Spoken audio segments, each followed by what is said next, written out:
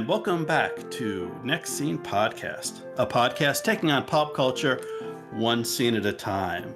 I'm your host, Sean, and unfortunately, my co-host Brian could not join us tonight, but in his place, I have a very wonderful guest from the MovieRob Minute podcast, where he's covered such great films as The Great Escape, Planes, Trains, and Automobiles, and Die Hard. It's MovieRob. Hey, welcome. Thank you, Sean. It's so much fun actually recording you not in person. So Yeah. The last time we recorded for Die Hard, you were in my home studio here, recording in person. Not that you weren't a wonderful guest to have, but yes, it is lovely to be recording from across the globe and around the world. And so I've asked MovieRob to join us, and I've asked you, listener, to join us for this year's holiday special, where we will be covering Hanukkah 8 episodes at a time. So we selected 8 special holiday episodes of television series, all dedicated to the holiday of Hanukkah, that we will be covering one night at a time, corresponding with the 8 nights of Hanukkah. And this being the first night, decided to start with, from 1996, the first episode of season 4 of the show Rugrats, with the title, appropriately enough, Hanukkah. So this is our Hanukkah episode, episode 1, or night 1. And so Rob, what's your, we'll kick it off with, what's your history with the Rugrats, the Rugrats series or this Hanukkah special? Had you seen this before? Okay, well, I as you know, and as everyone who knows, I see a lot of movies and stuff like that, but I don't watch as much TV. So the truth is, I've never seen an episode of the Rugrats before. This was the very first episode I've ever seen. I did know that it was one of the few, if not only, TV shows where the family is specifically explained to be Jewish. So when you told me that this is the one you were giving me, I wasn't that surprised that there was a Hanukkah special from the Rugrats. Yeah, so I kind of that kind of mirrors my experience as well. So this, I was aware of Rugrats. This was kind of my in between time, my teenage years, when I wasn't that much into kids cartoons. I wasn't a young child anymore when this came out. And I wasn't quite I hadn't quite discovered drugs in college yet, to where I would kind of get an altered state of mind and watch children's cartoons. So I never got into the Rugrats, but and so it's going to be a little difficult for us to actually discuss the characters then, since neither of us really have any idea about the characters.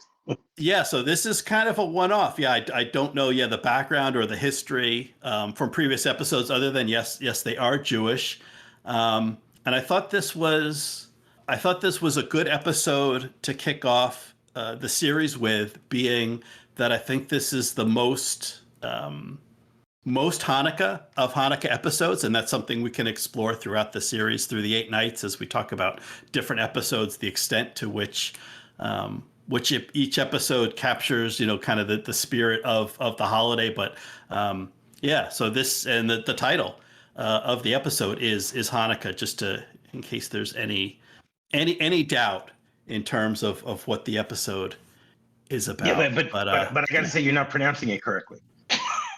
Yeah. Right, you have to pronounce it with a ch. Hanukkah. As one of the things that they mentioned in this episode, the idea that you can't say Hanukkah, you have to say Hanukkah. You have to have the ch in there, and they all show them spitting, as they do that. So I thought that was pretty funny. As Angela would say, as she gets close up to the camera, to make sure you see the phlegm of the Hanukkah. That's right. That's right. So when I say Hanukkah, I don't feel as if I'm spitting or anything like that. I guess for me, because it's something that for all of my life, it's been known as Hanukkah to me. So I've never had a problem with the ch sound. Which so to me it's funny when people can't pronounce it, because it's something that comes naturally to me. So English. Yeah. What a strange language. English, it loses something in the transliteration, and I think most of the time it's spelt just with an H, in the beginning in English to start with an H. Yeah, because they just want to make it easier on people who can't pronounce the CH, which makes sense. Yeah, but we can say the CH, so we should. Not to shame those that can't. That's fine. They're just not as good as us. But yeah. There you go. There you go. Well, so let's dive in and let's start talking about this Hanukkah episode of Rugrats. And the episode opens with a voiceover with a retelling of the Maccabee story, and we hear about the king who wanted Jews to worship the Greek gods, and forced them to read Torah in secret. And it was King Antiochus. Not sure if I'm pronouncing that exactly as they perfectly. do. That was perfect, Sean. Perfect. Yes. Antiochus. Thank you. In the show, they actually pronounce it a little differently, but Antiochus is the way that it is pronounced. Yeah, and to give a little bit of history, this being the first night of Hanukkah, I'm gonna pepper in some history, some Hanukkah facts throughout the episode, to supplement the telling of the Hanukkah story from Rugrats. But actually go all the way back to Antiochus III, who was a king of Syria from 222 to 186 BCE. Before the Common Era, or BC, if you like to tell time that way, who, from my reading, was mostly okay with sort of the Jews being the Jews doing their thing. But when he died and his son Seleucus the fourth took over, was more into oppressing the people, was ruled more with an iron fist and wanted everyone to be to worship the same gods and share the same culture. And he was eventually killed by his brother Antiochus IV, who was even more of a tyrant and even more sought to have a uniform kingdom under one culture and one religion, and really crack down and force the Jews to worship and study Torah in secret, as is depicted in the story being told. And so we see a scene where a soldier bursts in on some of the babies reading Torah, says, "What are you babies up to?" And the reply is, "Just playing with our dreidels. We made them out of clay." Of course, referencing the famous Hanukkah song, the dreidel, dreidel, dreidel. We made them out of clay. Right, but I want to point out here that is what happened. That's the whole idea of the dreidels, was that it was a gambling game that the Jews made up at the time, that when they were secretly learning or studying in caves. So when people would come in, they take out the dreidels and they say, "Oh, we're just here playing poker or whatever." I mean, they're playing dreidel, where the idea of a dreidel is it has four sides. Okay, it's like a spinning top that has four sides, and it has four Hebrew letters all around it. Okay. I don't remember. I don't know how good you remember your Hebrew from Hebrew school. Not at all. Not at all. So I will quickly say what it is. That it has four letters representing four words. Okay, which are Nes, Gadol, Haya, Sham. Okay, Nes is a miracle. Gadol is great. Okay, Haya is was, and Sham is there.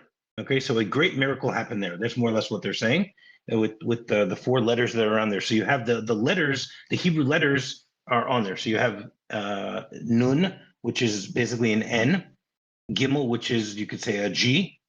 Okay, Hey, which I guess is an H, and then you have Shin, which you could say is an S. Okay, so when you spin the top, the whole idea is that depending on where it lands, that's how that's the way the betting works. Like I don't remember the exact. It's been a very long time since I've played dreidel, for money or for fake money or whatever you want to call it. But the idea is that when it lands on each side, then you have to do something else. Whether it's you have to put money into the pot, or you get to take something from the pot, or whether you lose a turn, things like that. So the dreidel was actually created at the time in order to fool or fake out the Greek soldiers who would come in. So one interesting fact about the dreidel, though, is that here in Israel, the dreidel is different because the Right. story happened here in Israel. So if you're using a dreidel outside of Israel, which America, in the Rugrats, every dreidel that they have there has the version that one uses outside of Israel. But in Israel, instead of at the end, instead of it saying, a great miracle happened there, it's a great miracle happened here. And so therefore it's the letter pei, which means po. Po means here in Hebrew, and that's the different thing. So I found it actually very funny that because this is happening in America, so obviously they're only going to use the American ones. But I wanted to point it out that there is a slight difference. Mhm. So I thought that would be Yeah. interesting Interesting. to know that a dreidel is real. It's something that was really used. It's not it's not like something just to commemorate the holiday. It's something that they actually used in in the time of the Hanukkah story. Yeah. Yeah. So interesting, and that they worked it into the story of the episode to be Yes, historically accurate. there are a lot of things here. I could go on for hours, which I know we don't have, about a lot of different things Yeah. that they mention here, which are connected to the real story and stuff like that. You know. Yeah, so this is, I think, a good starting point for the holiday special, and actually not bad for the listeners if you're not familiar with, with the holiday of Hanukkah and the story behind it. You're looking to learn. Certainly, there's a lot of resources on the internet, but this is not a horrible place to start. Would be to look up this episode of Rugrats and give a watch. Yeah. Um, so getting back to the action, Judah the Maccabee challenges the king with the phrase, "A Maccabee has to do what a Maccabee has to do," which I think is, I think that's a turn on a phrase that's associated with the show. With the show, a baby has to do what a baby has to do, and then turning it into Maccabee, which I think is um, a cute little touch. Yeah. But then we are pulled out of the telling of the Hanukkah story, and we return to the present day with the family, the Pickle family in their home. Lutkas are cooking in the kitchen. Angela is looking for she calls it the clicker. She's looking for her clicker to watch a Christmas special, and Boris is complaining about his rival Shlomo, who is playing the king in the temple's Hanukkah pageant, which is sort of an odd thing because the king is the bad guy. The king is, is the antagonist of this story. So I mean, maybe that's a more juicy part dramatically, sort of like Hans Gruber in Die Hard. But Yeah. he's not, not supposed to be the star of the show. You're supposed to be rooting for, you're rooting for John McClane and Bruce Willis, not for Right. Hans No, Gruber, and in this case, not for Antiochus. correct. But here, first of all, they don't even mention that his name is Antiochus. He just plays the king, that Right, type of thing. right. And which is I mean, throughout the entire episode, there are the different characters who think that the king is the juiciest part here. So Mhm. it's not only, Grandpa, was it Grandpa Lou? I think that's what his name is. Or no, sorry, it was That's Boris, Boris. Sorry, Grandpa Lou's the other grandfather. the other Right, grandpa. Yeah. right. Yeah, well, if you haven't seen the show before, I guess it's easier to get them confused, right? So Right. Boris basically, is, I think he's just upset about the fact that Shlomo has a juicier part, as you said. I think that's what it is. Yeah. Well, and also he gets. I'm not sure how it's not sure how much later, but later he complains about the sword that Shlomo has, that the king carries, and he says Shlomo just wanted to be king so he could poke me with the sword. What am I, a pincushion? um, so it's not entirely unusual that, yeah, sometimes the bad guy has the best part. But yeah, that'll come back later. And then we Yeah, switch to the babies playing with the dreidel, and one of them says these cradles don't taste like clay, which kind of which kind of maybe, one thing it introduces. We'll see. There's a lot of funny mispronunciations and mishearing of things by the children, and that actually becomes kind of a central plot point to the episode, how the babies mishear things. But then the other thing I take from that quote is, how do they know what clay tastes like, or why? Which I guess is just, babies put everything in their mouth, but they seem to be complaining. Like, does clay taste good? He seemed to be disappointed that the dreidel doesn't taste like clay, which I thought was funny. And immediately after, they talk about the chocolate coins. Yeah. Which is even funnier, because they said the chocolate coins aren't as tasty as the ones we find under the cushions. Meaning that you would think that they would find the chocolate to be much more tastier than real money. But okay. Again, maybe these are things from the show that we're just not familiar with. I don't know. Yeah. So, listeners, if there's some inside jokes here we're missing, please forgive us, and you can let us know. You can certainly pop into the Facebook group, our Jelly of the Month Club, or hit us up on Twitter at Next Scene Pod. If this is a running joke about eating clay or tasting money that they find in the couch that we're missing. So let us know. So, but in addition to tasting the clay and and the Hanukkah gelt, the chocolate coins, they also smell moms making pancakes, and they're a little surprised because you're not supposed to have pancakes in the nighttime. Which I was a little surprised at, because growing up, and something I continue to do, is the breakfast for lunch thing. I know, pancakes are traditionally a breakfast food. We'll make like regular, not just potato pancakes, but breakfast pancakes that sometimes we'll make, or waffles we'll have. We call it breakfast for dinner. So that exactly. These children are not familiar with that. Yeah. Well, they're kids. You don't give the kids that. Actually, the truth is, I do make my daughter sometimes pancakes at night. So yeah. It's not only a breakfast. So these babies, these kids have not had that fortune.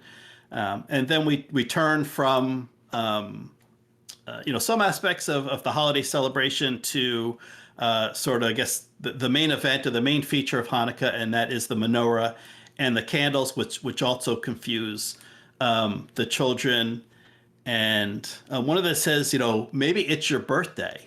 And there's 8 candles, actually, 9 candles with the Shema, but all the candles, because you're having all your birthdays at once. Shamash. It's called the Shamash. The Shamash. Oh, you're right, the Shamash. Thank you.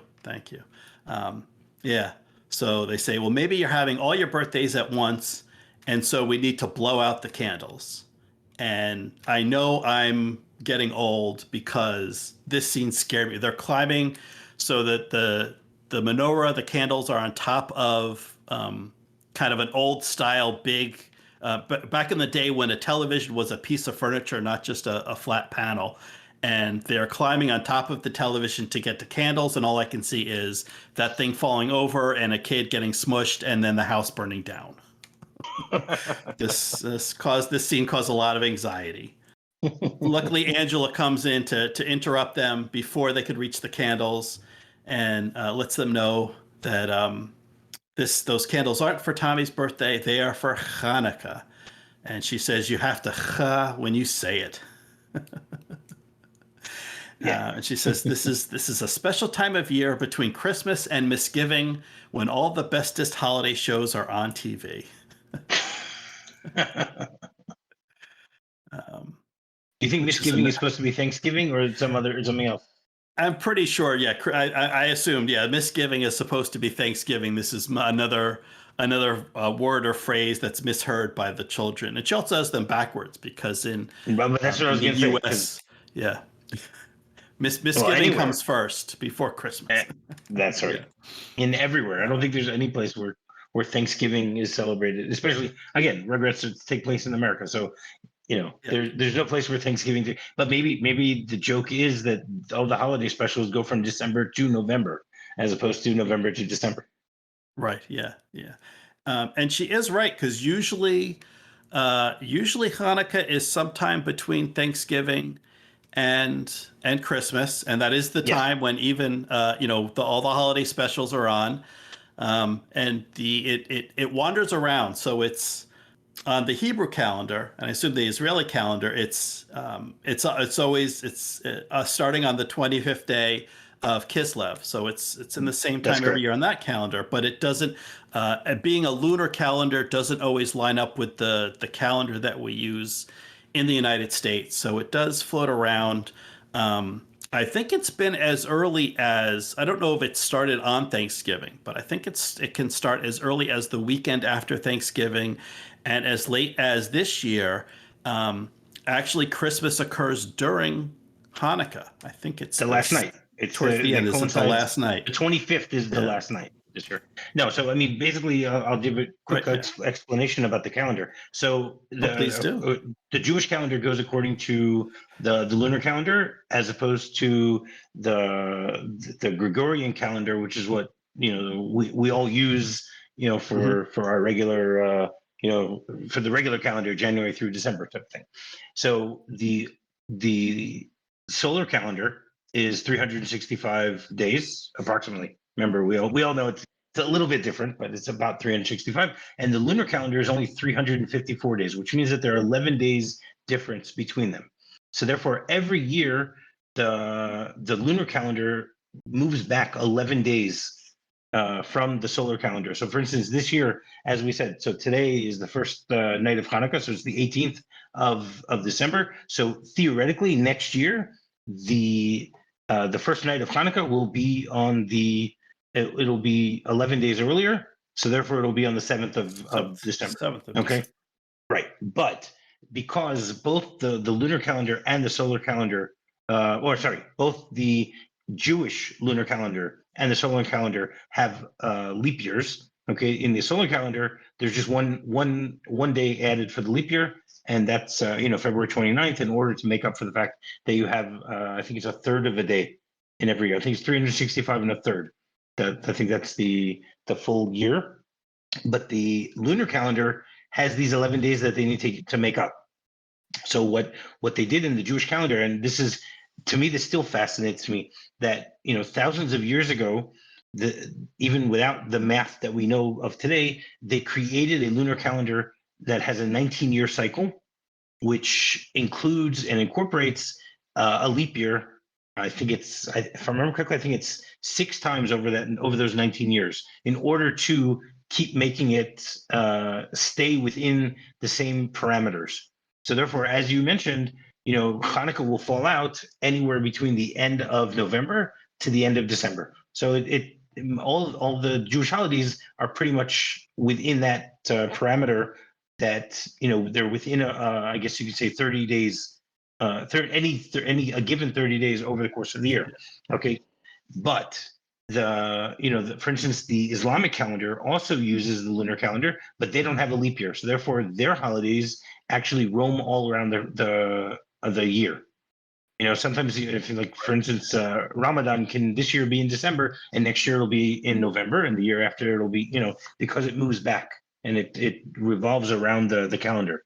So yeah, Yeah. I just thought that would be And the interesting Hebrew to point calendar, out. it's a whole leap month, right? That's added. There's a Yes, whole extra yeah, month that's to, right. It's an extra month that's yeah. added, usually in March, because the whole idea is that the holiday of Passover, Pesach, is Mhm. supposed to take place during the spring, and that's the whole reason why they instituted that the leap year happens then, so that no matter what, Pesach will fall out in the spring. That's the whole idea of that. Yeah. And because it's a 19-year cycle, what's really even cooler is, for instance, when a person is born, so they have, their the day that they're born for the solar calendar and the day that they're born of the lunar calendar, right? So your two birthdays won't coincide for 19 years. 19 Okay. years. Yeah, which is really cool then, because you know that on your 19th birthday and your 38th birthday and your 54th birthday and so on and so forth, you're going to still have, oh no, sorry, not 54th, 57th, 57th, that they're all going to 57. fall out on the same days. Interesting. Yeah. I didn't know, or I probably knew at some point. I didn't remember that it went in a 19-year cycle. Um, Okay. So so that's see, if good to you know. knew what your Hebrew birthday is, so then you can figure out, If I knew. yeah, at your next. I can figure it out for if you really want to. We'll talk about it afterwards. I'll let you know what your Hebrew birthday is, Sean. But it's very Yes. simple. You can Google it these days and find out, what the day that you were born, what was the Hebrew date, and then then you'll know from now on when your Hebrew birthday also. And the best part about having both a Hebrew birthday and an English birthday is that you can celebrate throughout the all of those days. All It's those like days. Yeah. bookends. Right. I know a lot of people who do that. I don't specifically do it, but there are a lot of people who do it. They say, okay, well, my birthday, will span now 20 days. So there you go. I got 20 days of birthday to celebrate this year. I like this. I will have to do maybe a special episode of digging into my birthday, so I can celebrate. I can extend the celebration. You let me know, and I'll be back, and we'll talk about it. All right. So getting back to the action of in the Rugrats in the program. So we cut to I believe this is Stu Pickle. The father of the Pickle family is out in the garage, and he is building a giant menorah on the roof of his car. That preparing for the Chanukah play and for the festival, and it's got it's got everything. He fires it up, and there's spinning fireworks. There's the candles are like organ whistles or like train whistles that are moving up and down. There's a spinning mechanical dreidel. There are dancers like kicking and spinning. That all just in all this action, it just speeds up and just keeps going faster and faster than until it explodes. And I guess this is sort of a sitcom trope of the the father who kind of overdoes everything and is a bit of a klutz, and nothing ever quite works out the way he plans it. I mean, this goes back to the scheming days of Ralph Cramden and the Honeymooners. So this is sort of a this is a sitcom staple that even someone who hasn't seen any episodes of the Rugrats is instantly familiar with this type with Father Stu here. I think that they mentioned later on that he's like an inventor. He's like a failed inventor, which would sort of make sense. It reminds me of the father from Gremlins. Yes, yeah. Another holiday film. So yeah. That's a good connection. Yeah, no like Hanukkah the father there. in the No Hanukkah there. Maybe they're saving that for Gremlins 3. Maybe the Chanukah story. But yeah. And suddenly now it is time to head out to head out to the fair, and the family gets together, and we're heading out. And Grandpa Boris is still complaining. There was a review of the Hanukkah pageant in the paper, and he's complaining how they got Shlomo's picture, and they're talking about what a great king Shlomo is playing. And Boris says, "This play will be the end of me. The meaning of Hanukkah, patoy." And of course, we get another misunderstanding or mishearing by the children. They hear the meaning of Hanukkah as the meanie of Hanukkah, and they think their grandfather's complaining about a meanie, a mean old man who is the meanie of Hanukkah, and the children just one of the babies says, he had to play with the meanie at daycare once. He made me lick the slide, hung me from the monkey bars, and put a worm on my head. And then when the grown-ups made us take a nap. So it says so if it's a grown-up meanie, it has to be worse than that, and we have to put down the meanie of Hanukkah for a nap. And so that will be kind of kicks off the action for Act 2 as we head to the synagogue and the Hanukkah fair. But before we get on, I want to jump in with one of my questions, and that is, with many of the many holiday episodes that TV shows has, a lot of time. And I'm talking about mainly my experience is mainly with pop culture and television here in the United States. And most of the time, because around this time of year we have Christmas, and that's sort of the dominant holiday of the season in America. And a lot of the shows, it's really a Christmas episode, and they just, there's the one Jewish friend, or they toss in a menorah, just sort of. So there's some representation. So my question is this a true Hanukkah special, or is this just a generic Christmas, or a generic winter episode, and they just throw a menorah in? I got to say that I think it's a combination of both. Okay, because on the one hand, it is a Hanukkah story. I mean, they're as you mentioned, they start off by telling the Hanukkah story, and everything that's going on is related directly to Hanukkah. But a lot of the way that things play out throughout the course of this episode do fit into the Christmas tropes. As you mentioned earlier, the father, trying to do the extravagant Hanukkah or holiday, lights type of thing. Yeah. Well, okay. Yeah. Okay. Recalls like Yeah. Chevy Chase in Christmas Vacation Exactly. with the lights and everything. Right, and there are numerous other examples of dealing with the lights. Okay, then you have the whole thing that they're going to a pageant. So sometimes you have a Christmas pageant. Here we have a Hanukkah pageant type of thing.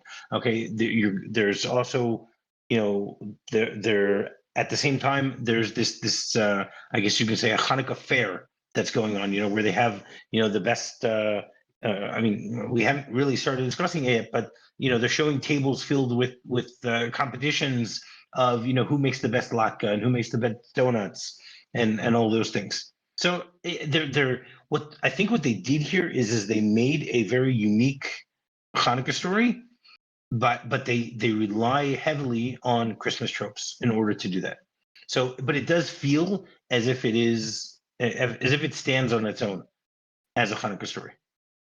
Okay. Yeah, interesting. I think that's a good analysis, because certainly on the surface we've got, the title of the episode is Hanukkah. We have a Jewish family. It's not just, it's not a Christian family who's got the one Jewish friend who I, in researching for the podcast, I saw a lot, a lot of times in a lot of these special episodes. So it's Jewish family dedicated to the holiday of Hanukkah. But like you said, yeah, it does pull on a lot of tropes. Yeah, I'm not familiar with. I haven't been to any Hanukkah fairs. I haven't. I don't know if you've ever been to a temple or a synagogue that does this kind of celebration for Hanukkah. Yeah, I have. Both when I was living in the States and here in Israel, they do it also. They're usually selling a whole bunch of different little things. They sometimes have games for the kids. Different competitions, stuff like that. And they do have who has made the best latke and who has made the best just the different type of things that they show here. So there is a basis for what happens here in I think what's the name of the they do this in the Jewish in the it's called the Jewish Center, the or is it the Beth Shalom Jewish Center? Beth Shalom Jewish Center, exactly. Yes. Right. So again, it's not even what's interesting is that it's not even in a shul, a synagogue. It's in it's in the Jewish Center. The Jewish Center. Okay, which is like I guess some sort of like a JCC type of thing. Yeah, Jewish Community Center. Yeah. Which is interesting, because I think one of the characters, maybe Boris, one of the grandfathers, does refer to it as synagogue. But yeah, you're right. Yeah. When we get there, we can see on the outside. It is possible. It is possible that they have prayer there. There are Jewish centers that have an area for prayer. So I'm assuming that's the idea here. I don't know where this takes place. So I don't know what we do see. Yeah, I mean, we do see later on. So the plot line for Angela is she's looking for a TV to watch her Cynthia Christmas special. And we do see at one point she ends up on the bima, and we can see the ark with the Torah. Yes. So there is a kind of a there's a section for the fair and for the pageant and the play, and then there is at least part of this building is dedicated to prayer and worship. Yeah. So it's a combination community center, temple, synagogue, all in one. So I have a thought on sort of the Christmas aspect of of the program, but I'll save that for our next break. And instead, we'll get back into the action as we arrive at the aforementioned Beth Shalom Jewish Center. And like I said, Angela is wondering if they'll have a TV at the fair so she can watch her Cynthia special. And the babies have brought they have a pillow, a blankie, and a nightlight, so that they can put the Hanukkah meanie down for a nap. And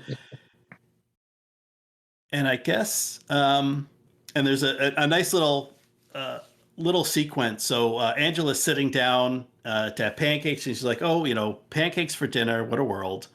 And then takes a bite and goes, "Yuck! What kind of boo-boo head makes pancakes out of potatoes?"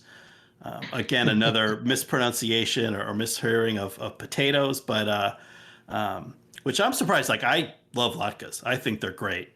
But apparently, I don't know if she doesn't like them, or maybe it's just the surprise of expecting a traditional pancake. A traditional pancake made of, flour or whatever's, whatever. Yeah, flour is in pancakes. She's expecting a traditional pancake and not getting what she expected. So she doesn't like it. And so she throws the latke, and it trips a man who is dressed as a dreidel, who falls and drops a box of donuts. And there is Boris, who says, "I win." And we were talking about a little bit previously about the game, about playing dreidel. And I think that's a nice, cute little thing, because the man in the dreidel costume lands Gimel up, which means the player spinning wins everything in the pot. So they're accurate to the game rules in terms Yes. of the way the man falls. Yeah, they obviously did the research here. There's no question about that. They did a little bit of research here. So so as you said earlier, the four sides of the dreidel. So you have a nun. When it lands facing up, the player gets nothing or does nothing. Gimel, the player wins everything in the pot. Hey, facing up means the player gets half the pot, and a shin means the player adds to the pot. In some versions, it's you add one coin. Sometimes some versions will say add 3 coins, one for each stem of the letter shin. Which in Hebrew, the letter shin has 3 stems. So, but yeah, so basically you either, depending on which side of the dreidel lands up, you either do nothing, get all the pot, half the pot, or add to the pot. And like we said, they did the research here. So the man falls, his costume lands Gimel up, and Boris just happens to be walking past, says, "I win," and picks up all the donuts. His lucky day.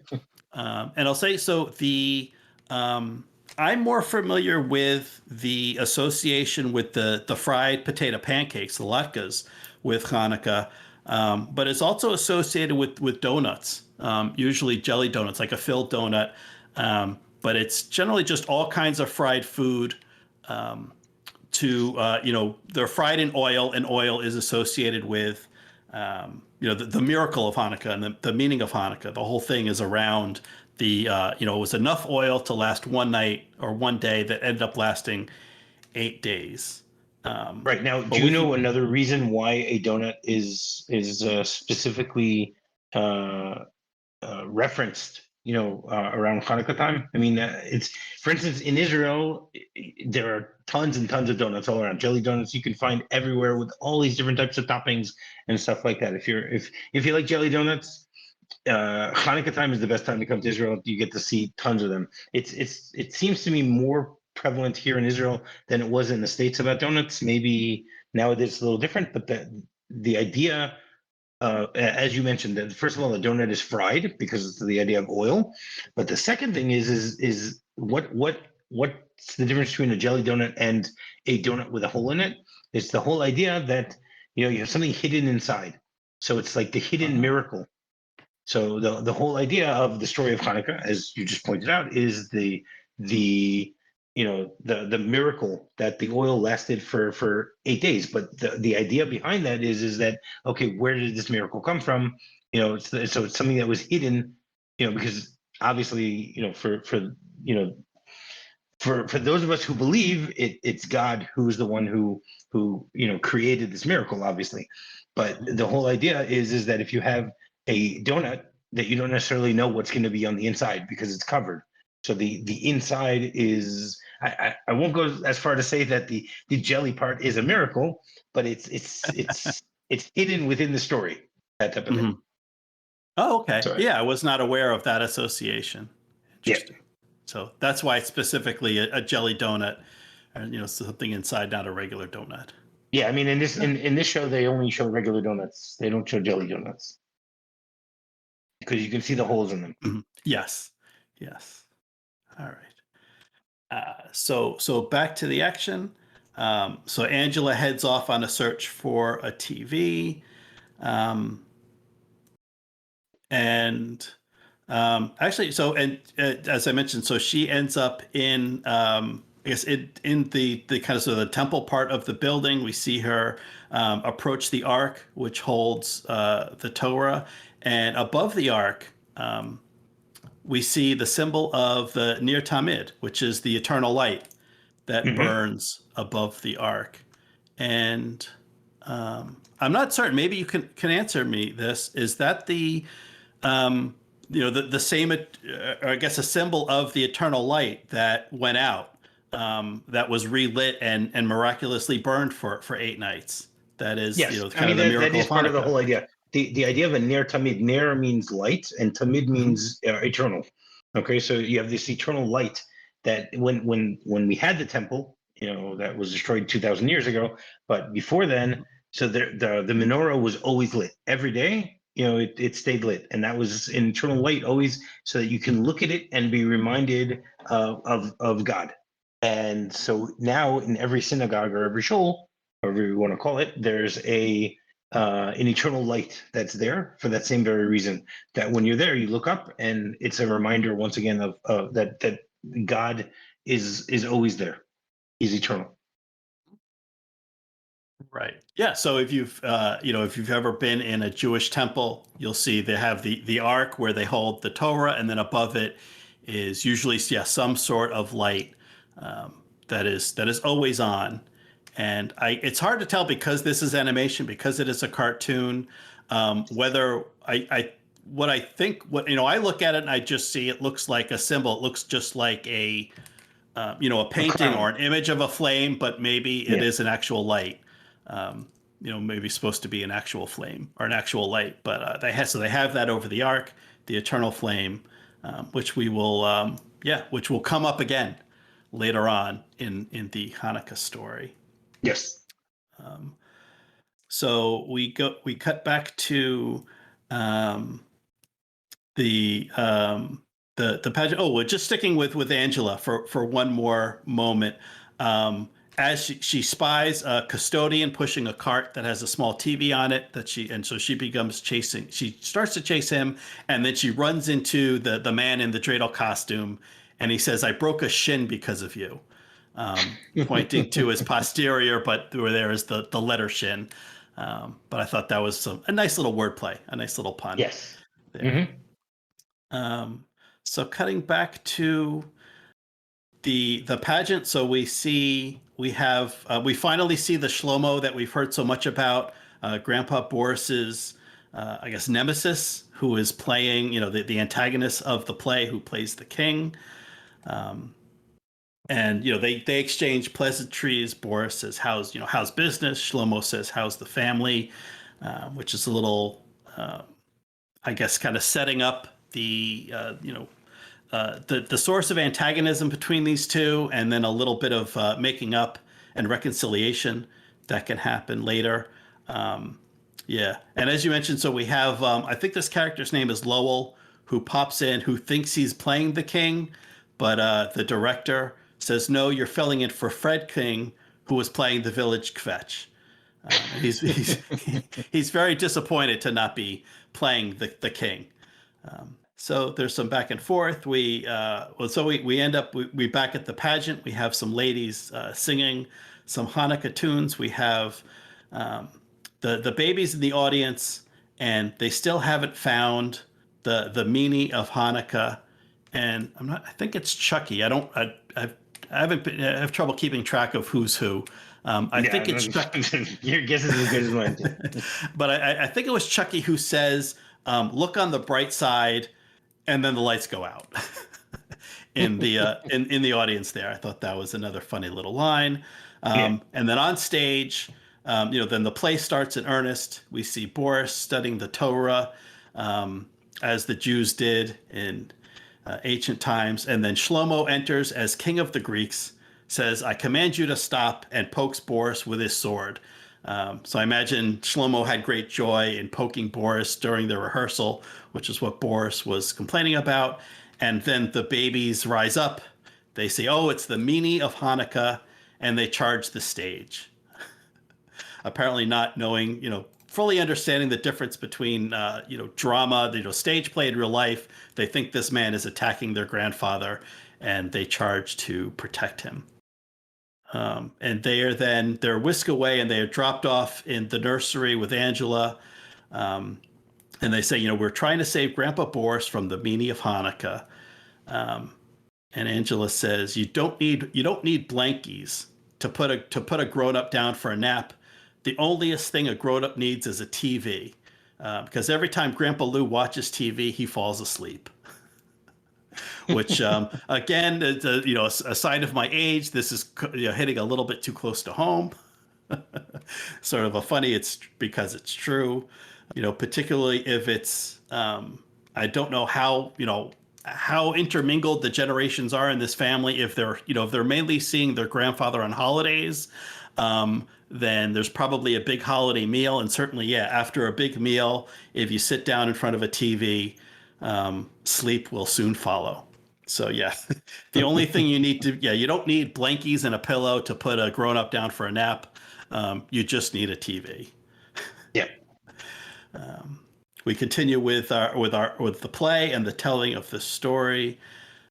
Boris and Shlomo playing, I guess, probably Judah Maccabee and Antiochus, are fighting with swords.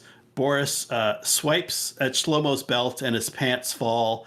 And of course, Shlomo takes exception to this, and then they fall out of the play. And I think they're fighting for real. I think this is no longer Judah and Antiochus, but this is Boris and Shlomo fighting at it. And then I don't know if this is the rabbi or the cantor, but the director of the production kind of butts in and says, "As the Maccabees launch their final assault against King Antiochus, we will hear again from the women of Zion Senior Choir."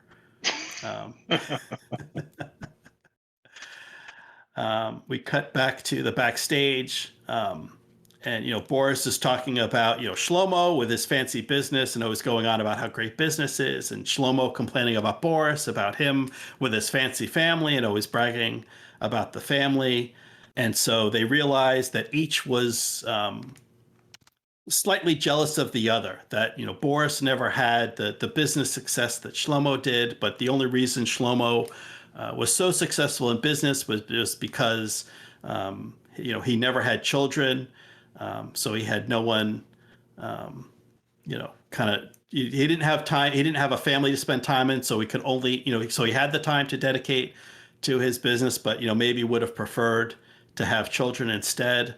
And he hands Boris this crown, and this is a real touching note for an otherwise is supposed to be a humorous and lighthearted cartoon, but he says, "Here, take this crown. I have no one to share tradition with anyway." And then Boris is touched and feels sad for Shlomo and passes the crown to Lowell. "Here, you be king." And so this is Lowell's moment to shine, where he rushes the stage with his boombox because he's prepared a song, and says, "To be or Maccabee," which I'm not quite sure where he's going with that, but sure. Yeah. If you want to bring Shakespeare into your telling of the Hanukkah tale. No, again, it's trying to show somebody who just wants to be an actor, and when you think of someone wanting to show their acting chops, many times, you'll see that it's via Shakespeare. So just trying to, put Shakespeare into the idea of Hanukkah, I guess. Yeah, yeah. So let me break. We'll take a break in the action to cut to my next question, which I think we started touching on with the previous, and this one is: does this episode capture the spirit of Hanukkah? So what is the spirit of Hanukkah to you, Rob? And then does this special capture it? Well, again, the spirit of Hanukkah is it, I guess, very different than people when they think of the spirit of Christmas. Spirit of Christmas is the idea that people have to learn to be nice to one another and things like that. The spirit of Hanukkah, the story is very different. The story is, okay, you have to find a way to keep your faith in times when everything around you is trying to stop that. So it's a little different than what you would think of from the spirit of Christmas, because of you know I guess you could say that the ideas of the spirit of Christmas, anyone, it doesn't matter what your religion is, you can relate more to it. With Hanukkah, it's more related to people who have some sort of religious tradition, whether it's Jewish or whether it's something else. It doesn't matter. But the idea is that the story of Hanukkah is that we have our own traditions and we want to be able to keep them despite the changing world, that type of thing. So Right. does this episode show that? I think it does, because what they show here is, first of all, it's the multi-generational aspect, which is great. They Mhm. do a great job of that, where you see that Boris, and I think, what's the grandmother's name? Minka, I think. So the two of them are much more adamant about the traditions of Hanukkah, and then as you go through the generations, it's a little less for each one of them. So the idea is that, okay, you have this connection to your grandparents who have a stronger connection to something, and therefore you're still gonna have parts of the tradition that are going to be left with you. And that's the idea of Right. keeping it perpetual. Right. Hmm. That type of thing. So I think they do a nice job of looking at it from that perspective. Is that how you see the spirit of Hanukkah also, or do you see something different? Is there something that I'm not, maybe I'm too close to it to see something else that someone else that's looking from afar might see? Yeah, yeah. Well, yes and no. So certainly, yeah, a lot of that.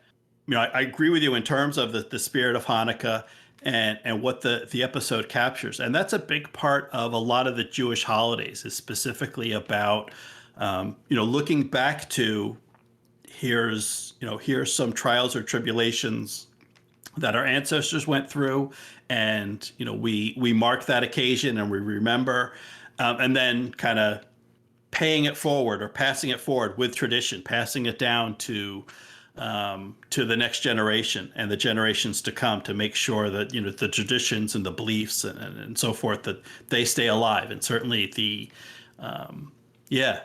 episode addresses that with the three generations, with the little bit of about Shlomo being sort of regretful or windful at not having children and not having someone to pass the traditions down to.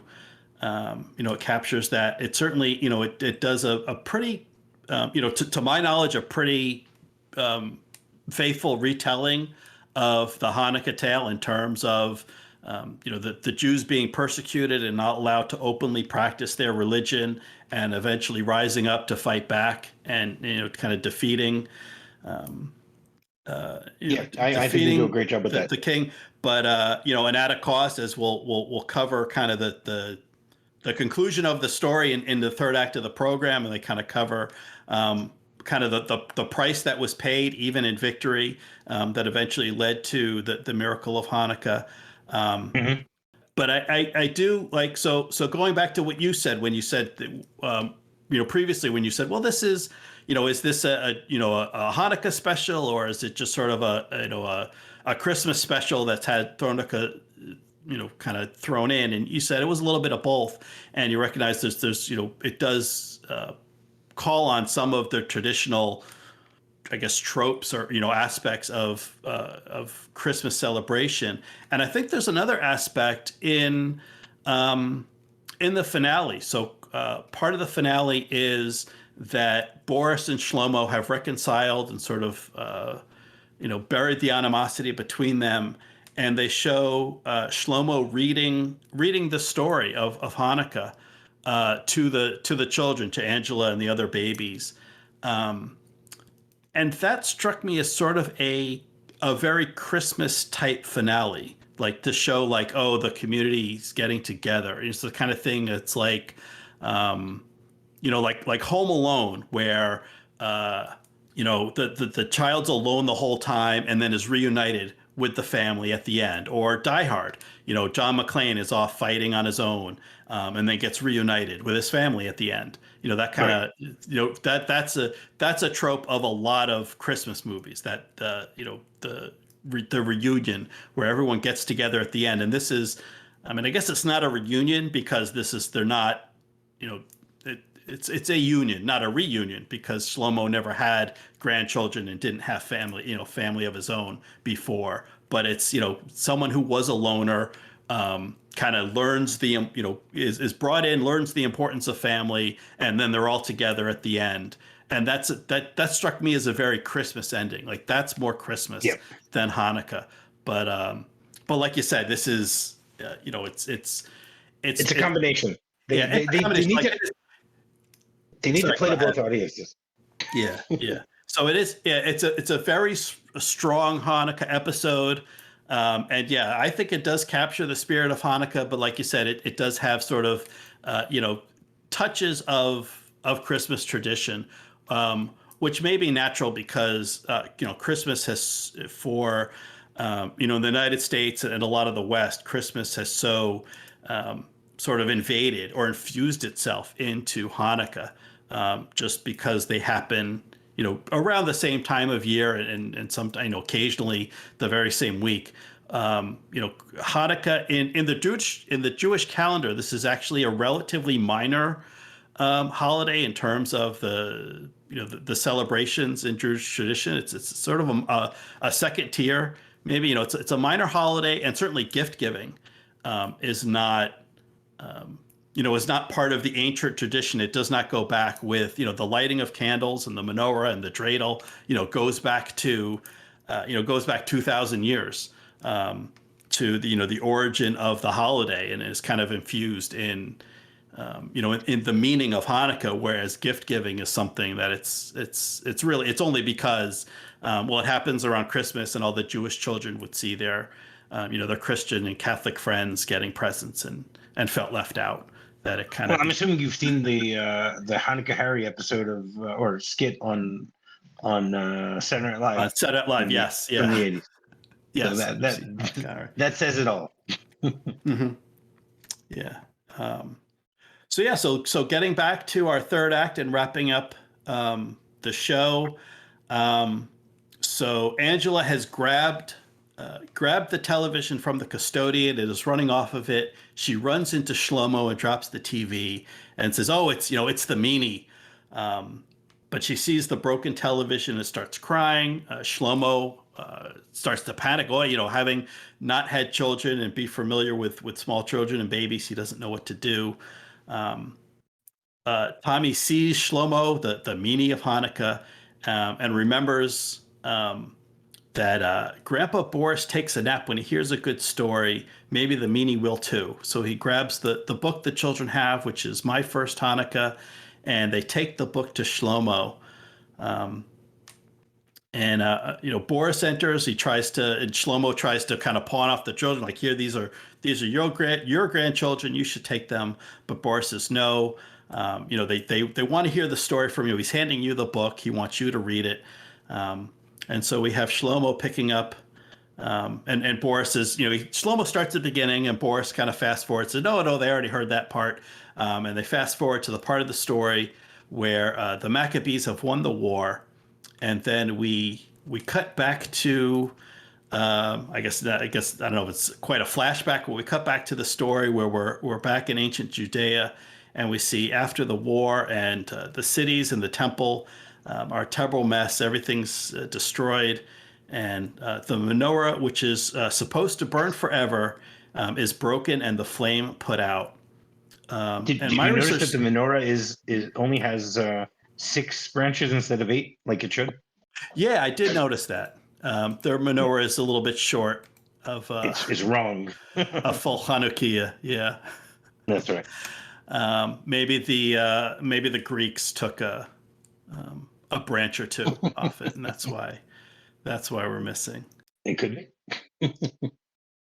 And so we have the miracle of Hanukkah, that they had 1 night or 1 day's worth of oil to relight the eternal flame, and it would take 8 days for them to get to reconsecrate and get new oil to burn. But that 1 night of oil ended up lasting 8 nights, and are 8 days. And that is the miracle of Hanukkah, and that's why we celebrate, and that is why we light candles over 8 nights to celebrate the oil lasting. Right. You do know that not everyone. You know that not everyone lights just candles. So you can light oil candles also. Mm-hmm. Yes. Yeah. I think mostly, most people probably just use wax candles because it's easier and I don't know if it's safer, but yeah, I mean, the tradition would be to use oil. And that was one thing I did actually as a project when I was in Hebrew school as a child, was to make a menorah. I took spoons. I used spoons and bent them and attached them to a board. I had 8 spoons for the 8 candles, and then one to light them. And you could put a little bit of oil in each spoon and put in a wick and light that, and it would burn. Oh wow! You still have it? No, unfortunately, I don't. But we see. So we wrap up. Not only do we see at the end of the story the miracle of Hanukkah with the oil, 1 day's worth of oil lasting for 8, but we also see that Shlomo has fallen asleep from hearing this great story, that it worked, that the meaning of Hanukkah is asleep. And just at that time, Stu Pickles arrives with his giant menorah on the hood of his car, and the director rushes him on stage where Lowell is still singing. And he lights his menorah, and there was a flash, a bang, the whole thing, explodes and fails in, comedic, sitcom father comedic fashion. And the backdrop, the curtain behind the stage falls down, and that's where we see Boris and Shlomo sitting with the children, having told the story of the Hanukkah tale. And Shlomo stands up and says, "And so ends our little play. And may it be our sincerest Hanukkah wish that our Kindle will continue to carry the light of our people for generations to come." So we wrap up. The story of Hanukkah has been told, and the Hanukkah pageant or the play has played to the end. And again, we have a moment that feels more Christmas than Hanukkah to me, in terms of Boris and Shlomo coming together with the children. Although certainly the telling of the aspect to the children is not just of Hanukkah, but I think, particularly of Passover, of Pesach, and most holidays. Again, keeping tradition alive and passing it on to the next generation is a very Jewish theme, and is a very very Hanukkah thing to have at the end. Yeah. So, and then we reach the end. Chucky says, "Look, Tommy, the meanie and your grandpa Boris are playing nice." And Tommy says, "It's a miracle." So one last malapropism or mispronunciation from the babies for the miracle of Hanukkah. So to wrap it up, so I guess, anything else from the episode that you wanted to point out that I miss? And then, so do you think, is this, a lot of what we've talked about in previous seasons of the podcast is, holiday traditions. And previously we talked about Christmas and Thanksgiving were the holidays, whereas now we're talking about Hanukkah. But, yearly traditions, and particularly the holiday movies that we watch every year. So do you think, so again, anything from the episode, that we missed that you want to touch on? And do you think, is this episode part of your Hanukkah tradition? Is this something you could see watching every year?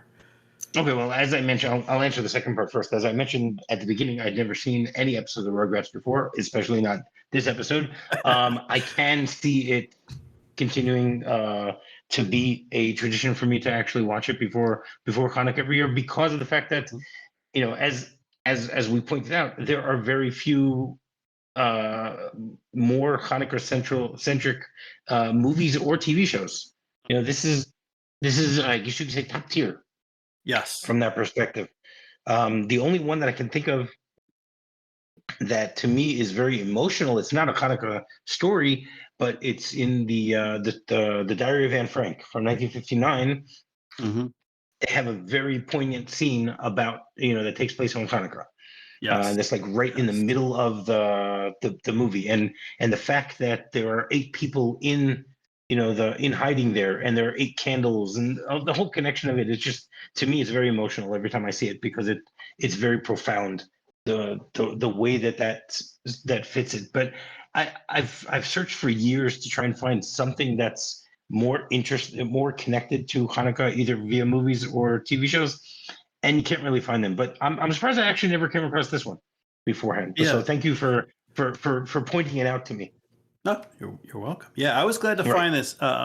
Yeah, this is really good. I agree. It's not been part of my tradition, like it's the same as you, where I'd not watched Rugrats and not seen this episode before. I think this is good. It kind of skips over some middle parts in terms of the traditional Hanukkah story, but you get the high points. You get the beginning of the oppression of the Jews under a foreign leader, and then at the end they've won the war, but the temple is in shambles and they don't have enough oil for the light, and then the miracle of Hanukkah, which is the oil lasting for 8 days. So you get the high points, and you get some good entertainment, some funny bits with the babies.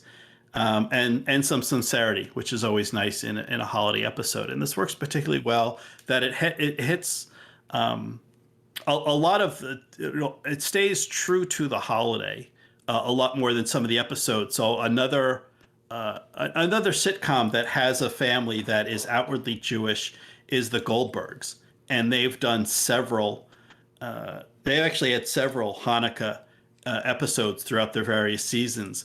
But it's more cultural, and for North America, because they're around the same time of year, the American traditions of Hanukkah have been so overwhelmed by Christmas. Christmas is such a big, kind of the big elephant in the room that cannot be ignored. So when they deal with things like the gift giving aspect of Hanukkah, and again, that's not really part of the true tradition of the holiday. It's only become part of it because it's next to Christmas. So so they do, it's a Jewish family and they do Hanukkah episodes, but I don't think they connect with the real story of the holiday and the Jewish traditions as much as this episode of Rugrats does. So I do think it's I think it's a good episode, and I do think it qualifies, for a yearly tradition. And I think it's got there's some nice funny lines, particularly with the mispronunciations and the mishearings that the children have, and details in the animation that it's not something you'll get tired with quickly, watching it all the time or watching it every year. So I think there's even if you pay attention to the details, there's some interesting bits. So I give it a thumbs up. I'll give it a 8 candles up, as in terms of qualifying for yearly tradition. And then wrapping up. So the last question I have for my guest is, Rob, so do you have any Hanukkah or other holiday stories you'd like to share? Anything related to do you have anything anything that was only supposed to go one day but then ended up lasting 8 nights? So Hanukkah stories, yes. I actually, as you know, I have hundreds and hundreds of Hanukkah stories that I could tell. But I decided to focus on 2 of them that are much more related, specifically to this episode, I guess you can say. So the first one is my youngest daughter, who is actually going to be turning 8 later this week. She was born on Hanukkah. Okay, so we actually named her based on, there's a famous Jewish traditional song that we sing called Malas Tzor, okay, which has a whole bunch of different verses about the various things that Jews have endured over the years by people who are persecuting them. But one of the words in the song is rinanim, okay, which means rejoicement. So we decided to name our daughter Rinana because she was born on Hanukkah. Okay, and the second thing that I wanted to mention was the fact that in this episode you have the aspect of where they want to blow out the candles. So a few years ago, my other daughter, who she's 10 and a half right now, she was in a competition with her two brothers, and they wanted to see whose candles would last the longest, would stay the longest, and so she wanted to win, so she blew out their candles. So yeah, so it's related to the episode. There you go. Ties Yep. in. Mm-hmm. Okay. All right. Well, good. So thank you very much for joining us, for sharing those stories, and for discussing this wonderful Hanukkah episode. If folks want to hear more of your insightful commentary, where can they find you? Okay, well, first of all, I have a website which is on WordPress called MovieRob, which therefore on that episode I have reviews of literally thousands of movies. I'm right now I have over 9,000 movies reviewed on my site, and continuing to grow. And I also have a podcast, MovieRob Minute, which, as you mentioned earlier, we're right now ending up season 3. Right now we have another, I guess, 2 weeks to finish up season 3, which was Die Hard, and then we'll be beginning season 4, which we will have a brand new movie. I'll give one hint. It's from 1989. I'm not going to tell anyone at this point what it is. You'll have to tune in to try and find out what it is. Sean knows because he's already agreed to once again be on. So you'll just have to come back on January 2nd and find out what it is. So you can find my podcast on any podcatcher that you usually listen to. You can also go to my website, MovieRobMinute.com, or you can find me on Twitter or Facebook. All right. So yeah, I definitely suggest people check those out, particularly your MovieRob Minute, which I've been fortunate to be a guest of. You've been nice enough to invite me on. And I will also let folks know you can find us if this is your first time joining us, if you've just discovered us because of this holiday special, this Hanukkah special. You can find us at nextscenepod.com, and there we have a list of all our previous holiday specials and films, holiday films that we've covered, and all our other stuff. And you can give us feedback. You can join the discussion at our Facebook group, which is the Jelly of the Month Club.